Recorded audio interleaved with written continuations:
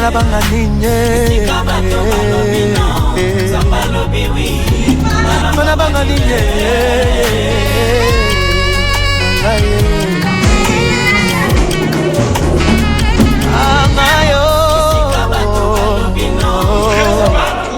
À la rencontre de ton Dieu. Ici c'est un lieu où Dieu lui est siège. Ce n'est pas l'assemblée où les gens parlent de Dieu de ce monde. C'est ici qu'on les loue, c'est ici qu'on parle de lui, c'est ici qu'on s'envoie ce bénédiction. J'aimerais voir le vivant présent des enseignants et les vrais adorateurs qui sont venus ce dimanche pour célébrer le Dieu. Kasi maloba ya Nzambe na bilaka na ye na ye. Jésus leur dit cette parabole, mais ils ne comprirent pas ce qu'il leur disait. Jésus leur dit cette parabole, mais ils ne comprirent pas de quoi il leur parlait. La porte des brebis bien-aimés, c'est l'image de Jésus-Christ. C'est-à-dire, pour être appelé membre d'une église locale, tu dois passer par la grande porte pour être identifié. Alléluia. Parce que dans les églises aujourd'hui, il y a des fraudeurs, il y a des usurpateurs. Au lieu d'entrer par la porte, il va rentrer par la fenêtre. Qu'est-ce que c'est encore? Pour être appelé membre dans une église locale de Jésus-Christ, tu dois passer par lui-même, crier la porte, afin qu'il puisse t'identifier réellement. Tu fais membre de son corps.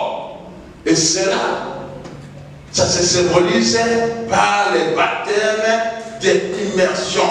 C'est le jour où tu acceptes Jésus dans ta vie comme le Seigneur est sauveur de ta vie. Là, le ciel t'identifie et ton nom est inscrit. Que tu sors dans une famille où il y a des occultistes, où il y a des gens qui sont dans des loges, mais ta vie ne dépend plus de l'aide à l'accoutumement, de l'aide à la sorcellerie, parce que tu es identifié par celui qui gère et les humains et les animaux et tout ce qui existe, le Dieu qui a le dernier mot dans le souffle de la vie d'une personne. Parce que la Bible me dit dans Lamentation, qui dira qu'une chose arrive sans que l'Éternel l'ait ordonné? La chose, c'est pour ceux qui sont identifiés. Parce que ceux qui ne sont pas identifiés, Jésus ne les reconnaît pas. Ceux qui sont identifiés, qui sont rentrés par la porte, c'est-à-dire les gens qui ont accepté de donner leur vie en Jésus, les gens que Jésus a amené une autre transformation, c'est-à-dire que j'étais empirique, je ne suis plus empirique, j'étais volé, j'ai abandonné, j'étais querellé ou querelleuse, j'ai tout abandonné, je commence à suivre la marque de Jésus. Pose-toi la question, est-ce que dans cette assemblée, je suis identifié, je suis passé par la porte des brebis, qui est Jésus-Christ? Et la Bible nous montre, dans cette piscine, il y avait d'abord la porte des brebis. En dehors de la porte des brebis, il nous parle des 5 portiques. C'était dans la première étude que nous avons fait. Les 5 portiques, ça symbolise les 5 ministères que le livre d'Éphésiens nous parlait. Dans une église locale, ça doit y avoir des évangélistes, les gens qui sortent dehors, qui sont des gagnants d'âme, chercher les égarés et les ramener dans la maison de Dieu. Dans une église locale, il faut qu'il y ait des prophètes, les gens qui reçoivent les instructions ou les messages qui concernent l'assemblée et les transmettent. Mais aujourd'hui, ce n'est pas le cas dans nos églises. Une fois que tu as les dons de prophétie, tu vas aller bâtir ton église.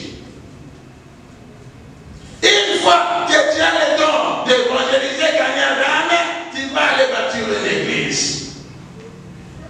Il faut qu'il y ait 5 ministères dans une église pour que la puissance de Dieu puisse se manifester. C'est-à-dire, dans l'église, il ne faut pas qu'il y ait des rancines, il ne faut pas qu'il y ait des divisions, il ne faut pas qu'il y ait des jalousies, parce que Dieu a besoin de ces 5 ministères pour que l'église soit puissante. Et dans cette piscine, je vous ai dit, et déjà c'est l'image d'une église locale. C'est-à-dire, dans une église locale, toutes les personnes qui doivent se faire membres dans cette église, ils doivent passer par la porte principale qui est la porte de brebis. C'est pas cette porte-là. Mais Jésus, c'est lui la porte. Tu dois passer par lui. Tu donnes ta vie. Tu acceptes de le suivre, de marcher comme lui, de se comporter comme lui. Et là, tu es bien identifié. Il dit, ouais, ça c'est mon fils, ça c'est ma fille. La Bible nous montre lui-même, il n'est pas passé par une porte frauduleuse, mais il est passé par la porte des brebis, en passant par les eaux de baptême, au travers des gens baptisés. Et la Bible nous dit, les jours où Jésus a accepté de passer par la grande porte, en étant immersé dans l'eau, en sortant, il y a eu une voix, le ciel était ouvert, et une voix s'est fait entendre, celui-ci est mon fils bien-aimé, à qui j'ai mis toute mon affection, écoutez-les. Alléluia. Éphésiens, chapitre 4, et verset 11 à 12, il nous parle de 5 ministères qui doivent être dans une église locale. Parce que dans cette piscine, pour obtenir la réponse, pour obtenir ta solution à tes problèmes, il faut passer par tous ces principes. Tu rentres par la grande porte, qui est la porte des brebis. Après la porte des brebis, il y avait aussi 5 portiques qui représentent, c'est-à-dire, dans cette piscine, tous les 5 ministères étaient là. C'est lui qui va t'édifier avec la parole, c'est lui qui va te ramener, qui va te parler que non, il y a une piscine dans notre ville où il y a des miracles qui sont en train de s'opérer. Tous les 5 ministères étaient dans cette piscine. Et pour obtenir ta guérison, qu'est-ce qu'il fallait faire? La Bible nous dit, quand l'ange va se plonger dans l'eau et agiter, celui qui va se plonger en premier, celui-là aura sa guérison. Que représente l'ange dans cette parole? L'ange, c'est le pasteur qui conduit une église locale. Si nous voulons le comprendre, lisons dans Apocalypse chapitre 2, la Bible dit Jean a eu une révélation sur l'une des bâtiments. Et dans cette révélation, Dieu lui donnait une recommandation: écrit à l'ange de la Philadelphie, écrit à l'ange de Smyrne. C'est-à-dire chaque pasteur que Dieu a établi dans une église locale, il est l'ange de cette église. Ta bénédiction dépendra de ta collaboration avec celui que Dieu a établi dans une assemblée locale comme un ange. Et surtout aujourd'hui, ici, beaucoup risquent de faire des années. Parce que s'il y a des pasteurs très simples, ce n'est pas pour me vanter, mais il y a des moments, il faut le mot comitato. Parce que David a mis tato la quitté. S'il y a des pasteurs qui sont simples, non orgueilleux, plus simples, moi je les suis. Je n'ai pas besoin de cette chaise. Je n'ai pas besoin de dominer sur les âmes que Christ a donné sa vie. Mais mon souci particulier est que tous ces personnes-là, que nous soyons sauvés. Et que moi-même aussi, à la fin, je ne sois pas disqualifié. Alléluia. Amen. Si tu ne sais pas collaborer avec l'ange, tu lui considères comme ton ami, tu lui considères comme un proche, tu ne comprends pas son utilité, bien aimé, tu n'auras pas solution à tes problèmes. Parce que si l'ange n'agite pas de l'eau, même si tu te plonges dans la piscine, tu n'auras pas la guérison. Et c'est ça que même Paul parle dans Hébreux chapitre 13, verset 17. Il dit, ayez de la déférence parce qu'ils sont en train de porter vos fardeaux. Au moins, la capacité de voir mon image ailleurs. Attends, la chose, c'est qu'on arrive à la zakakata. atana la kombe de moko yeba kenazana ngolu na nzambe kati na ngai. Vous savez, Élie et Élisée, ils se sont croisés. Et Élie appelle Élisée et lui accompagne. Élisée aussi avait un besoin attiré auprès d'Élie. Mais lui ne comprenait pas que non.